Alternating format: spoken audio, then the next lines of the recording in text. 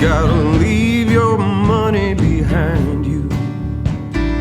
Raise your hand to Welcome back to another episode of Gimme Some Truth, International Edition. 𝗟𝗜𝗡𝗡 la verdad. Dis-moi la vérité.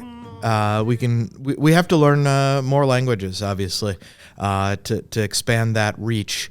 Here today again with Stan. I'm Keith Poniewaz. I'm here with Stanton Farmer. Stan, for those of you playing at home, and Syl Michelin as well, to talk about maybe a little bit different topic.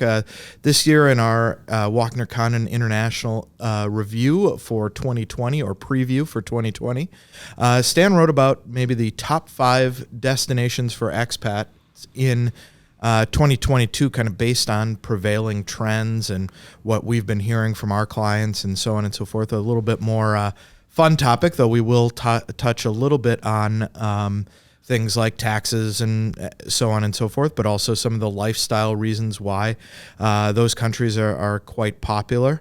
So Stan, before we get into the specifics, what kind of motivated you to write this article? I'm going to be perfectly honest with you and the audience and tell you that first and foremost, it was my immense desire to avoid an article that mentioned inflation or interest rates. In early 2022, these are the big topics kind of driving conversations around the markets, and we have in our preview, and you can check that out at 𝗟𝗚𝗡𝗡𝗡.com or usexpatinvesting.com. We have Syl, you wrote about inflation and investing, and we talked a little bit about that on a podcast last week. We did it and talked about that more globally, and so this week again a little bit more fun topic. Syl, right now it's about 30 degrees in Wisconsin. Is there a particular international destination that you were sort of thinking about? Well, I mean, Costa Rica sounds pretty good this time of the year, right? Just looking at Stan's article. So that doesn't sound too bad. And we have clients in Costa Rica, believe it or not. And I think Stan has the right idea to write about something that's a little lighter, a little bit more fun. And we also have kind of a unique viewpoint here at 𝗟𝗚𝗡𝗡𝗡 in the sense that we talk to people all the time who are about to expatriate or about to leave the U.S. and have these projects in retirement or other. So we're kind of always doing this kind of market research where we have visibility on the trends of, where Americans are moving to. And so it's great that Stan got the opportunity to share a bit of that insight. Right. As a firm with, a domestic half and an international half, I thought, you know what? Everybody else in Wisconsin is freezing and they're packing their money away, and Clint, Nate, and Jonathan and Mitch are, helping them grow that nest egg, and they've got dreams, right? So this was like a kind of bridge the gap, way to put forth an article for the dreamers, right? What can everybody get behind, and maybe that idea that retirement could be an adventure, or not even necessarily retirement, but like, hey, we live in this increasingly mobile world now. And maybe you could say that the silver lining of the Rona is that more and more people are now equipped to do their jobs wherever they want. I think, that's one of the things that we're seeing. I remember last year as well, we did a podcast with representatives from the Bahamas, if I remember correctly. Bermuda, I apologize. I was just listening to someone as well this morning who got paid to go to by his newspaper to cover the cricket in Barbados. Also a good gig if you can get it. And Bermuda has set up as well a sort of digital visa. But what is it specifically about Costa Rica that you think is going to make it hot, Stan? Well, there's a couple of things, and I do want to say that, just picking 5 countries is difficult. And, when it came to, south of the border, thinking about the Western Hemisphere here, Mexico is a fantastic destination for many Americans, right? In fact, 2 of our colleagues are there right now. Yeah, how about that? There are wonderful expat havens in Mexico, but Costa Rica kind of stands out as a country that is extremely accepting of expats. It's an important part of their community, and it's also a very peaceful nation, right? They disbanded their military many eons ago, and I know this sounds shocking if you look at the U.S. Line item budget, federal budget, but they basically said, you know what, we are a peaceful people. Let's focus all of our revenue on improving our education and our healthcare. And if every emerging market country were to do the exact same thing, this list would be even harder to to narrow down to 5, because there are paradises all over the world now, but living in them as opposed to visiting them are 2 different things. Well, and in fact, one of the interesting things about Costa Rica is that emphasis on healthcare means, and they acknowledge as well, you had said expat friendly, that for Costa Rica, tourism is quite important.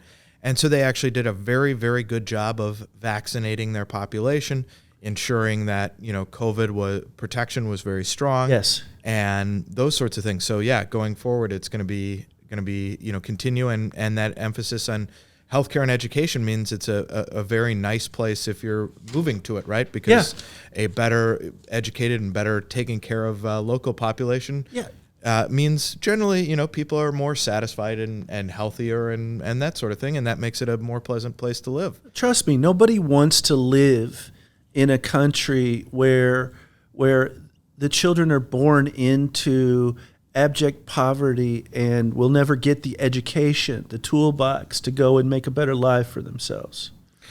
Now, another country, it's heartbreaking to do that. Trust me, from experience. Another place that is on your list that we quickly zoom to the other part of the world. Why is Malaysia on this list? I mean, again, Malaysia is one of a handful of countries that always get rated extremely highly by expats for the quality of life. Okay, Singapore, Taiwan, Vietnam. These countries are constantly on these better living, international living, publications. I wanted to single out Malaysia because I haven't spent much time. I spent very little time in Malaysia. Spent more time in Singapore.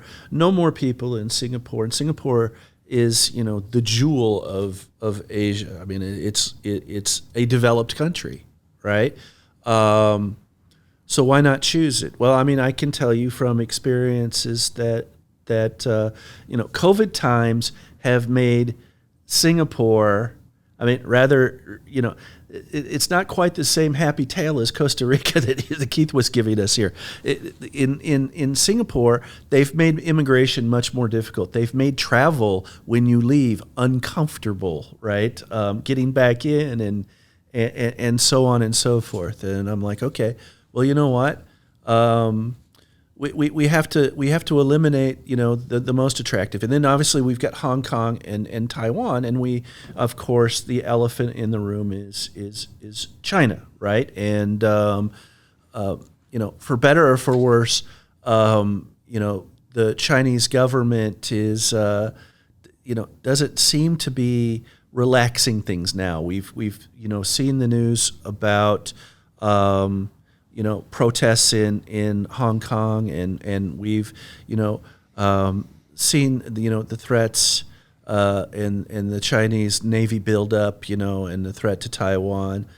Why mess with all of that? Okay, I've yet to hear anybody expressing hostile intentions towards Malaysia. And in Malaysia, you have this great combination of work or retirement, I think, right? Because Kuala Lumpur may be the most underrated epicenter of economic activity on the planet, right? It's a fantastic place. It's very international. You can get by with English, which I think is important for most expats, because I think learning Malay might be challenging for most people, like me at least.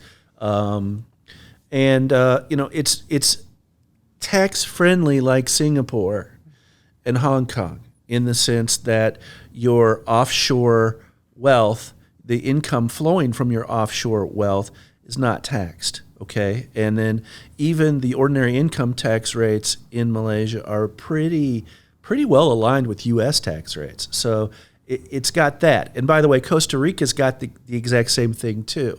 So to get by, the analysis of the financial advisor, it's not about which country necessarily has the best cafes and all of that. It's also, is it going to break the bank to live there? And Malaysia is for an Asian developed country, relatively affordable and low tax.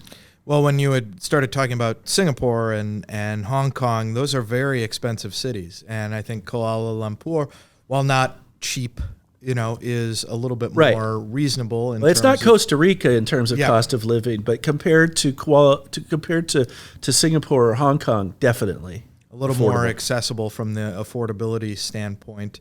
And, in terms of this sort of moving abroad as well, Syl, you've actually jumped countries quite a bit in your time.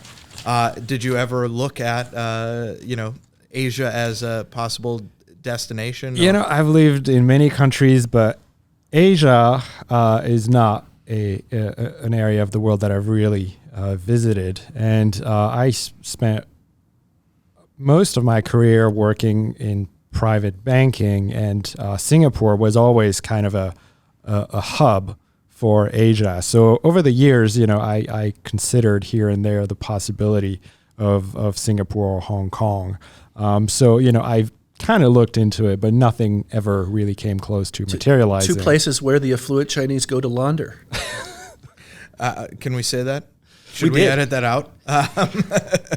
But, I think, one of the interesting things about, I would say as well, Malaysia versus Singapore or Hong Kong is the sheer diversity of Malay culture and, and so on. So something a little bit different. And, if you're looking for something from that perspective. And Kuala Lumpur, I've heard nothing but amazing things about on my list of places to go. Now, Syl, you've spent most of your time in Western Europe and moving around in Western Europe. And one of the countries that's on Stan's list is one that you may know somewhat, is France, which I think so many people, when we talk about France in the U.S., one of the things in Western Europe in general that we talk about is high taxes. Right. And that, in fact, for Americans in France is not necessarily the case, right? Yeah, no, absolutely. And France is kind of, it can be surprisingly tax-friendly for Americans. And you're right. If you think about moving to France, you think, oh my God, 40% income tax, 50% income tax. Wealth tax, all sorts of things. Tax. The tax on taxes. But that's not entirely true, right? Actually, France has kind of a unique tax treaty with the United States. It's unique for the U.S. France has similar arrangements, I think, with a few other countries. But the bottom line is, depending on how you organize your investments and your finances, and depending on the different streams of income that you have, you may end up living in France and mainly paying taxes in the U.S. That's certainly true if you don't have employment income. For example, if you're retired, and if you derive most of your income from U.S. investment sources, then there may be provisions in the tax treaty between France and the U.S. that would allow you to effectively not have to pay French tax rates on those sources of income. So again, depending on your individual situation, and again, I want to emphasize that it always comes down to your own unique circumstances. So don't take anything we say at face value. Make sure that you review everything with an advisor and an accountant. But depending on your situation, you may find yourself able to live in France as an American and yet be in a very advantageous tax situation overall. It's particularly good if you're retiring there, I would say. But with the caveat of France is a wonderful place to live in retirement, but come back before you die, right? I mean, and I wrote about this in an article last year. It's true. It can be a great place from an income tax perspective, but inheritance tax in France can be more challenging, but there are ways around it as well. If you own real estate there, you can give it in usufruct to your children or to relatives and move it along. Mm-hmm. The nice thing is, as opposed to Germany and Netherlands, those sorts of things, no tax on exchanges between spouses as well in terms of inheritance tax. Those are advantages. So in a lot of cases, if you're a couple with no children, France, doesn't matter what happens. Absolutely. And Syl, of course, left France, so he can't speak to the wonderful things about life in France that I think has an appeal for so many people, particularly in the South. And if the only thing you've heard about, French is about Parisians, I would say in the South people are much more open and friendly and easygoing and so on. Right. From that standpoint, and I would give the nod in terms of the wine, to France over the other big Western European country on your list that you have quite a bit of experience with, and we all have worked with clients in Portugal. But I think French wine is better than Portuguese wine. Generally. Syl, before we move to Portugal, Portugal's famous for its dessert wine. But during the meal, by all means, go Bordeaux, right? I'm more Burgundy. More of a Burgundy? Yeah, but but still anything kind else of matches your sweater today, Keith. Yeah, well, that's why I brought it today. For those of you watching on the YouTube, you're kind of they can see the Ron Burgundy of what you're kind of in. Still, anything else? I know you fled it in, because you hated the people in the country. But no, I'm just a grumpy Parisian. So I'll let people flock to the south of France and enjoy the lifestyle. Well, I will tell you, if you want to make friends in the south of France, talk about how much you hate Parisians. Yeah, absolutely. No, nobody likes you guys, Syl. I hate to break it to you.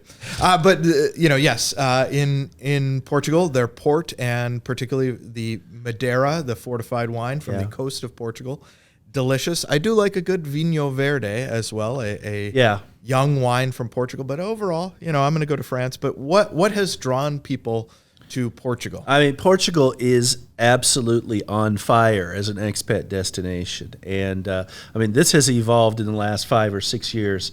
When I lived in Portugal 10, 11 years ago, there were no Americans to be found.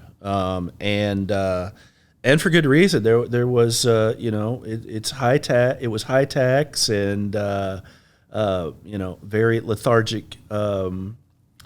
very lethargic economy. In fact, I just had a lovely conversation with a Portuguese client of mine in Singapore this morning, and who pointed out to me again that she's actually returning to Portugal with her American spouse. And she pointed out to me again something fascinating to me. Portugal's economy was wrecked so badly during Great Recession times that the president basically told her generation, you need to go elsewhere. There's nothing here for you.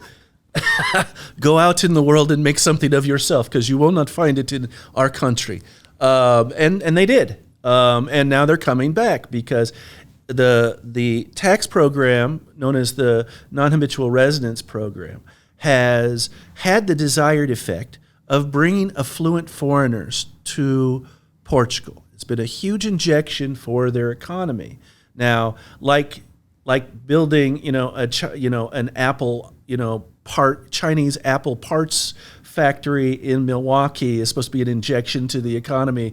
It comes with tax breaks, right? I mean, it comes with concessions that the EU doesn't necessarily love, but non-habitual residence program essentially is a 10-year period of time where little, if any, of your non-Portuguese sourced income will be subject to Portuguese taxes.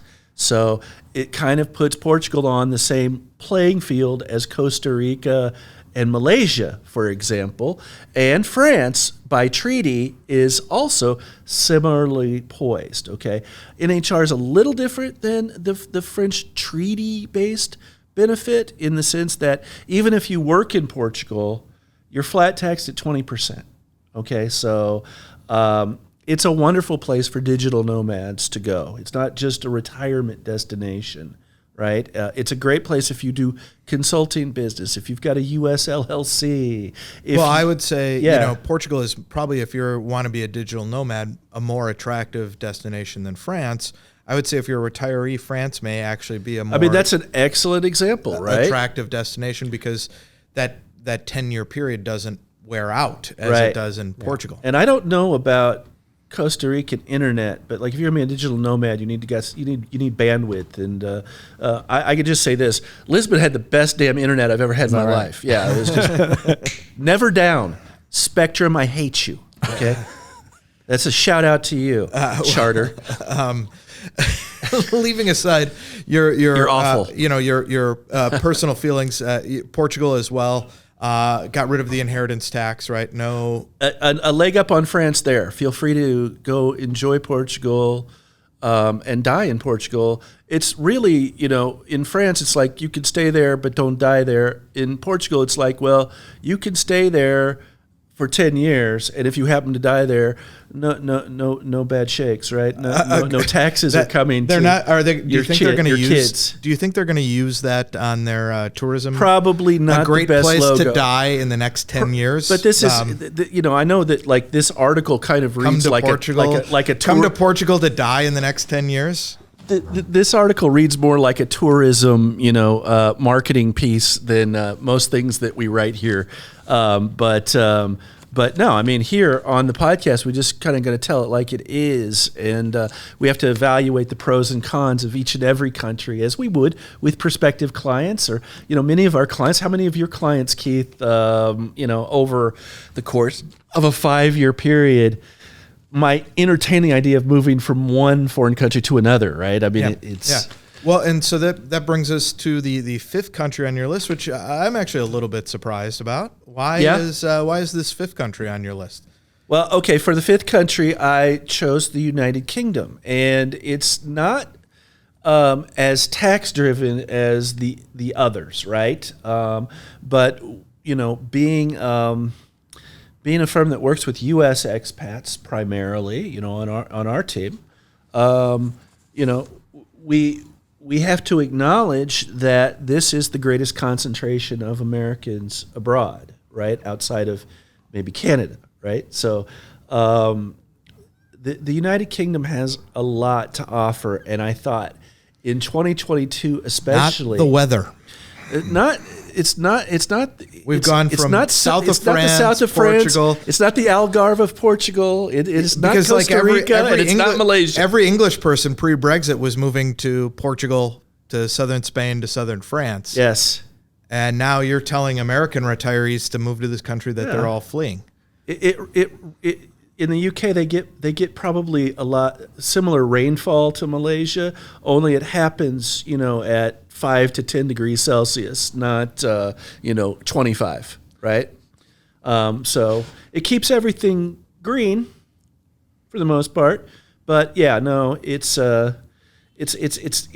not the retire on the beach kind of proposition. And right? they've Brexited now, so if you have, one of the advantages of 2022, I thought after Brexit, we need to acknowledge the fact that the UK has not fallen into the abyss, that it's still attractive. So many people were so terrified and ready to flee the UK. And, I'm not saying that this is a Y2K situation, but it kind of felt like that, right? They're like, well, we have to get 2 years worth of our prescriptions because we're not going to be able to get our medications and, all kinds of apocalyptic concerns. And yet here they are. Is the UK in a recession right now? It is not, right? Was Brexit a good thing? Keith's giving me this look like, you bastard. But no, I mean, I'm not weighing in on that by any means in endorsing Brexit. I'm just saying that the Union Jack still flies, proud and true, and it still manages to do business with the rest of Europe. Well, no. But what I'm going to say is the UK has one of the most friendly tax treaties for Americans. It's very simple to understand. I would say, however, if you're going to retire there, even worse country to die in almost than France, right? Yeah. High estate tax. Right now their tax rates there are very similar to the U.S. They'll honor, if you have a Roth, they'll honor a Roth, if you retire there. But like weather, I'm thinking about sitting here looking Keith, outside. you and I are both huge soccer fans, though. This is true. And England has the best league in the world. And then right below that, it has a league that's still better than MLS. Well, yeah, all of these things. I think for lifestyle factors, I'd be taking a hard look. And, Syl has that built-in French animosity to the Brits. Even though, like many French people, Syl's lived in London. He followed the great French exodus to London, right? Yeah, I lived in London. And there are, I think, over 500,000 French people in London alone. Like if London was a city in France, it would be a pretty good-sized town. So, I think the UK actually makes sense to include on that list, despite the weather. What we tend to find is there's a lot of Americans in the UK, and that people who go there tend to stay longer, and it kind of feels like home for a lot of Americans for obvious reasons, right? There are more Americans that get a second citizenship in the United Kingdom. Yeah, I think, the language is an obvious reason, the culture, and people stay there a long time. It's also, like you said, Keith, in terms of taxes and everything, obviously it's a high tax country. It does certainly have one of the best, or at least one of the most detailed tax treaty that the U.S. has with any country, with the exception maybe of Canada. And also, if you're an American abroad, because there's a lot of Americans, there's a community, there's also a lot of support in terms of, accountants that can help you and things like that. So it's actually probably one of the easier countries to be they theoretically American speak expats. the same language as we do. They do. And they sound smarter doing it, too. I'm an Anglophile. Amazing. I like the UK.